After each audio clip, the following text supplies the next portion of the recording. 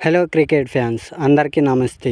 ఈరోజు జరిగే match KKR versus RCB. ఈ రెండు మ్యాచ్ల్లో ఏ టీంకు ఎక్కువ గెలిచే అవకాశాలు ఎక్కువ ఉన్నాయో ఈ వీడియోలో తెలుసుకుందాం. ఈ రెండు టీంలు మొత్తం 35 మ్యాచ్లు ఆడగా 20 మ్యాచ్లు కేకేఆర్, 15 మ్యాచ్లు ఆర్సీబీ గెలిచి కేకేఆర్ ఆర్సీబీ పైన 20 మ్యాచ్లు గెలిచినా కానీ ఈ సీజన్లో మాత్రం అంతలా ఆడలేకపోతున్నారు. ఇంకా ఆర్సీబీ విషయానికి వస్తే ఈ సీజన్లో బెస్ట్ టీం ఏదైనా ఉందంటే అది ఆర్సీబీ మాత్రం. ఇంకా పిచ్ గురించి మాట్లాడుకోవాలంటే వర్షం వచ్చినా కానీ మంచి డ్రైనేజ్ సిస్టమ్ వల్ల ఆట మళ్ళీ ప్రారంభించి ఆర్సీబీ హోమ్ అడ్వాంటేజ్ తీసుకొని మ్యాచ్ గెలిస్తే ప్లే ఆఫ్స్కి వెళ్ళిపోయిన. ఇంకా కేకేఆర్ ప్లే ఆఫ్స్కి వెళ్ళాలంటే లాస్ట్ మ్యాచ్ అని చెప్పుకో.